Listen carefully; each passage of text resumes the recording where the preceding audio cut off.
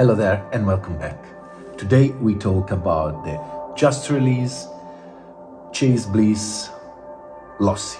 It's a new pedal made in collaboration with Goodhertz. It's actually the incarnation of a plugin, and it's a very special one. Particular, it's somehow fall in the same categories as the Generation Loss, which was a pedal that introduced in your music all the degradation and artifact that tape machine would do, old and crinkled tape machine. This one actually look at our digital era, the beginning of it, when we were experiencing a lot of degradation due to connection, data packets, MP3 low quality, bad video on YouTube, and so on and on.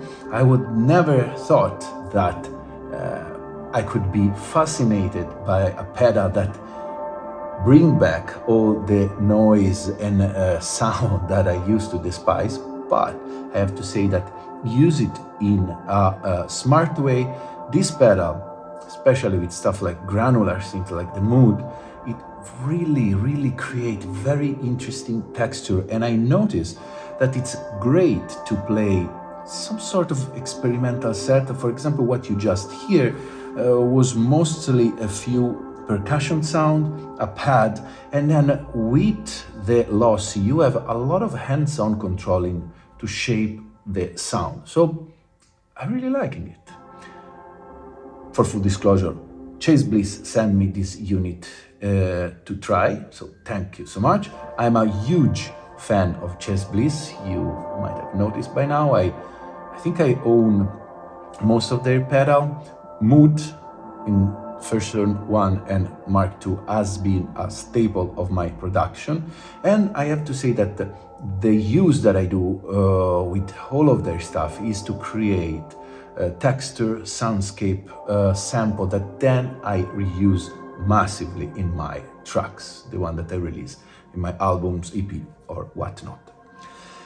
Before going on and tell you what's happening here, a few ways you can support my page. Hit the like button, subscribe, easy and fast, do it now. Then you can become a Patreon, which is the best way. In Patreon you will find tons of exclusive content. And finally, you can buy from the affiliate link down below. You will pay the same exact amount, whatever you buy after you click that link, and I will get a tiny percentage. That would be amazing. All right, let's go into it. What is this setup? I love to use the OP1 to demo pedal because it allows me to have all the sound on it.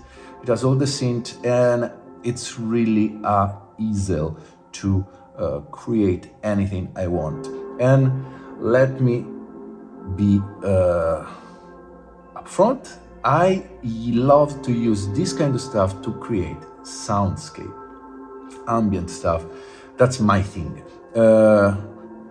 I didn't see any other review because we are the early user. So I don't know how other people will use it. It's kind of interesting when you have a tool ahead of the release. So we will see. What you were listening before, again, was a tape that I prepared. Let's turn everything off and we will listen what's happening. This is things that I recorded inside the OP1 with the microphone, and then I recorded a snippet into the Mood that bring this low pitch thing, and then I decided to have the Lossy at the end of the chain, and it introduced me already this very interesting sound. So Lossy is made by three parts. We have the loss part, which basically is these two knobs and two switch, which is the part that actually degrade your sound. This part has three different modes: standard mode, which is something that do low bit rate MP3 kind of bad quality. The inverse, that is I'm reading here what it says, so I'm precise, a counterpart that plays everything stripped away in standard mode. I don't really know what does it mean, but it's the mode that I like most.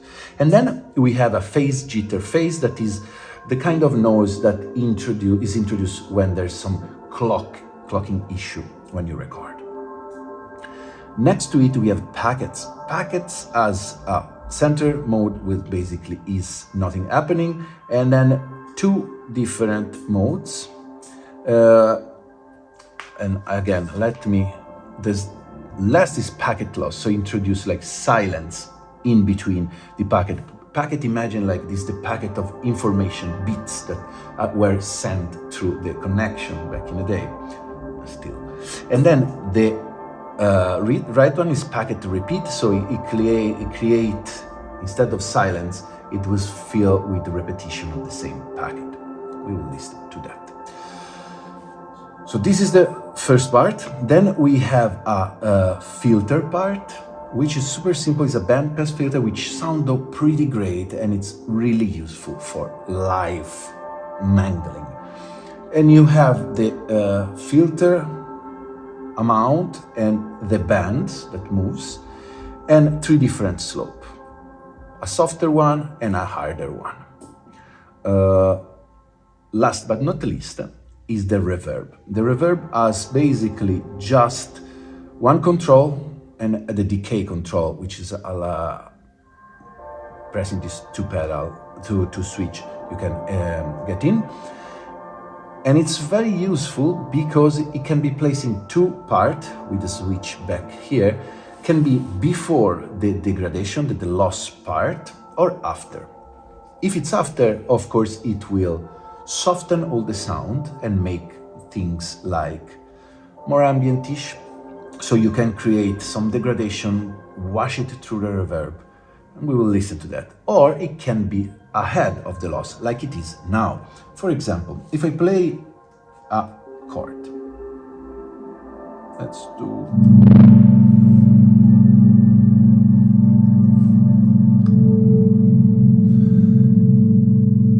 So this is the clean chord. Let's now start introduce the various part of the lossy. So we listen what's happening. I forgot to mention, of course, you have the bypass, you have your two preset, and here you have more preset if you have the MIDI part, which I never use, sadly. And here you have a freeze button. The freeze button actually works in two different ways. One, which I really like, is the basic way, which basically the freeze buffer will be changing based on what you're doing, based on the speed also.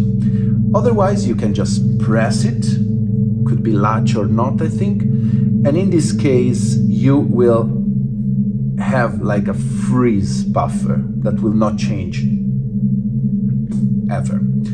Okay, so again, let's first use it like this, and let's send some audio.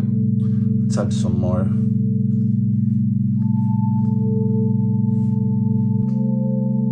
Okay, this is good to understand. With the global here, basically you set the dry wet.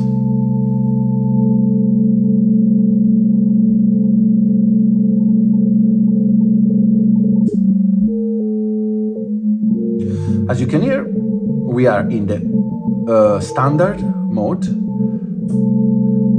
With the loss, I'm adding the degradation, and with speed, I decide the amount of degradation in the time.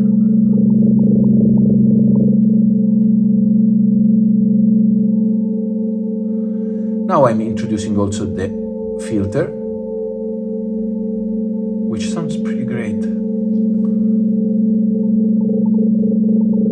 And you can hear, I have no packet loss. The moment I start adding the packet loss, the degradation will feel more obvious. Here So this is the mode in which there's silence between the packet.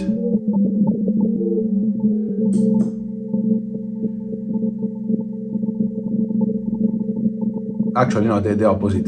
That was when it repeated. This is when there's silence.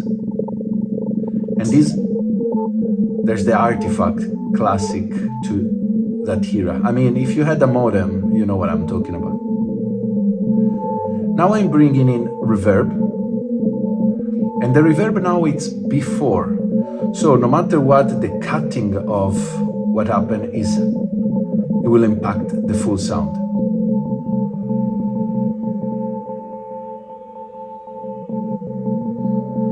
Let's hear now the jitter mode.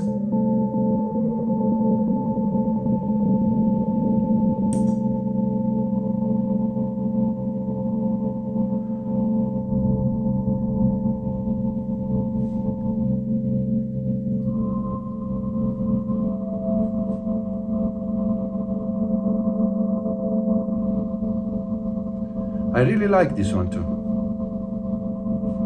You can make a stronger filter. If you remove the reverb at all, the things will be a little more crunchy. But with some reverb, it's pretty cool.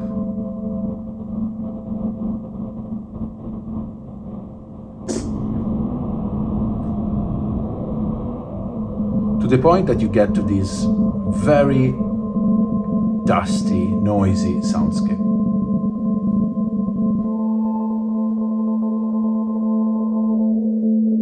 And now let's go to the clean mode,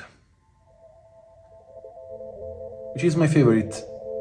It actually creates this ethereal vibe.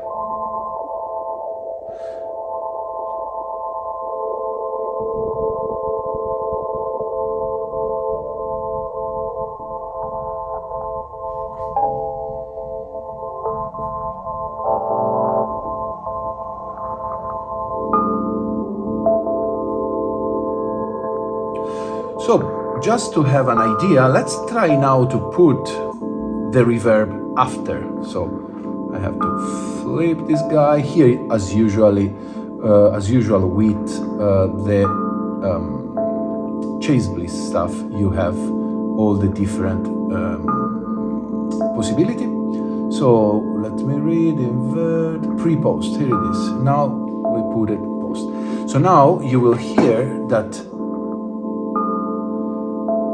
the reverb is after all the degradation, so it makes a sound that is less crinkly, less ruined. We can make a longer decay, pressing these two. Each button has a separate function.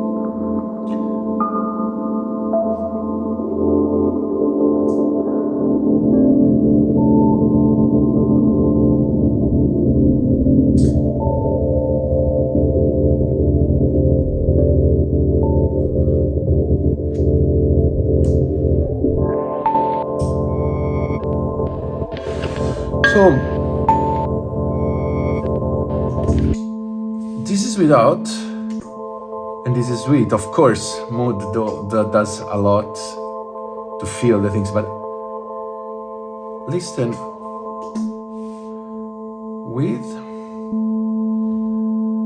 without, and with. And then I love to turn on the freeze sometime, especially when there's a sequence.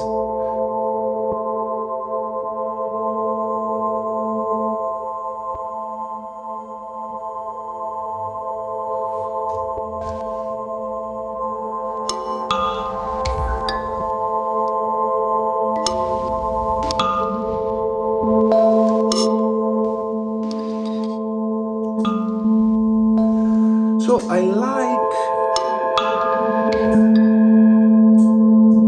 the vibe that creates.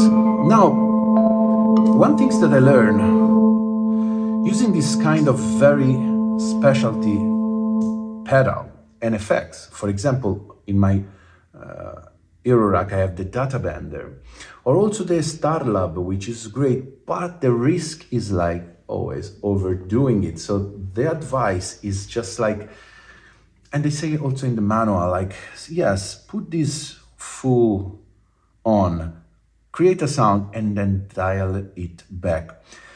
This one, like the generation loss, are cool stuff, but it could obviously become a little too cheesy if you place it in the chain, forget about it, and then do an entire recording with that on. So I'm guilty of that, and I recorded many times. This happened a lot with the data bender, for example, because it creates cool stuff, but then that cool stuff can become a curse of your track because it keep happening, and then it's just like out of your control. So the key is using sparsely. Let's listen to some other sound that I have here.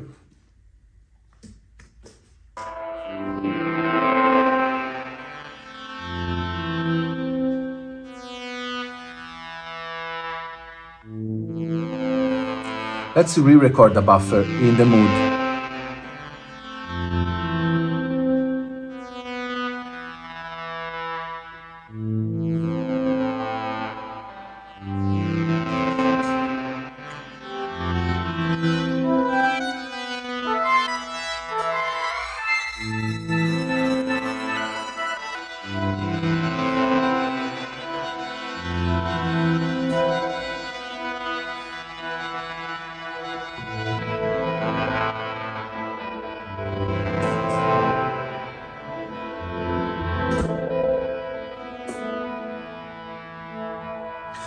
I like using the freeze because somehow it follows your creation and it makes very interesting sound.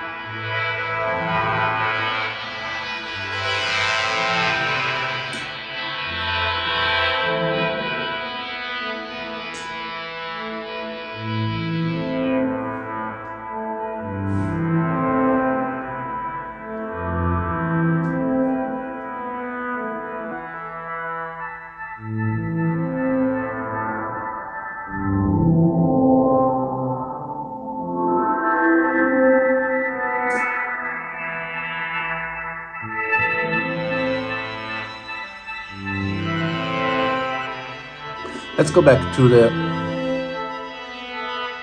reverb before, which I kind of like more, because it smudges your sound before hitting the degradation.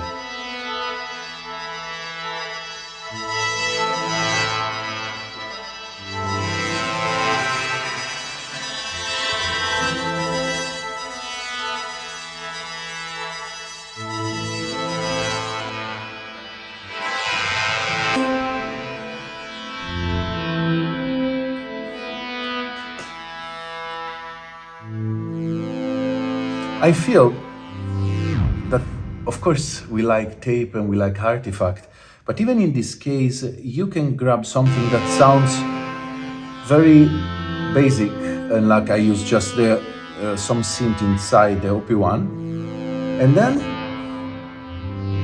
add character, which is the reason why I would use this kind of pedal.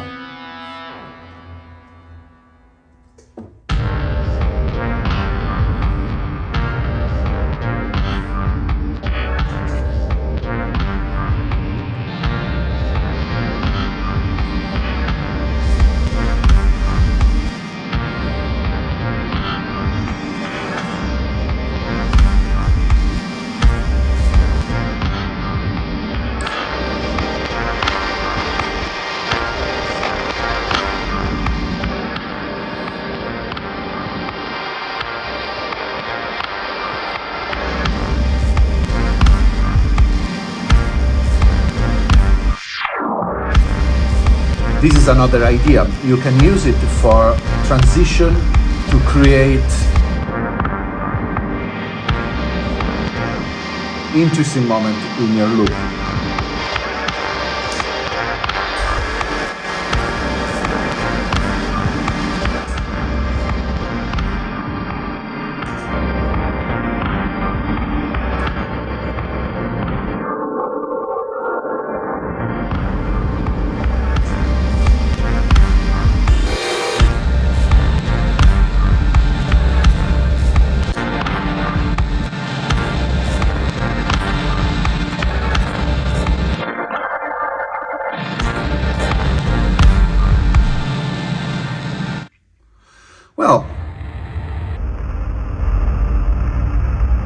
The other use that I really having fun is just like feed it texture like this, something that some of your most experimental sound, and Mood always allows me to get things that I love, and then start playing with the filter.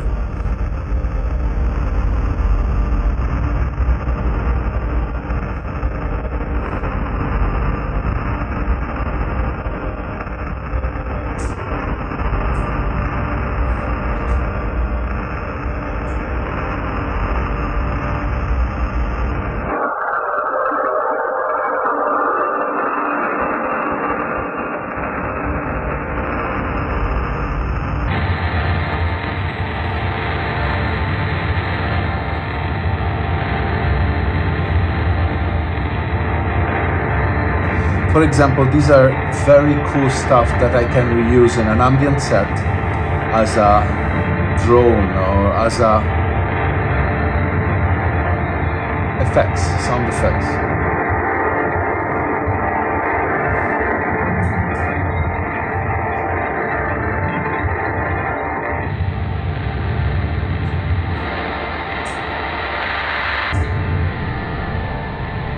All right.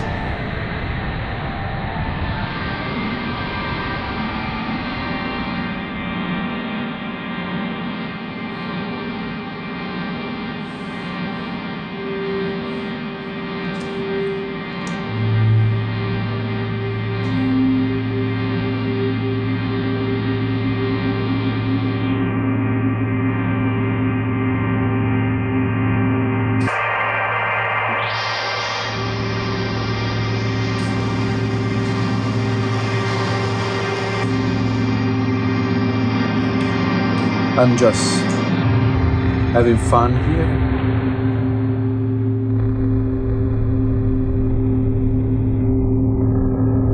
This is how I like to record samples. Just let your pedal go, start play with it until something cool happens.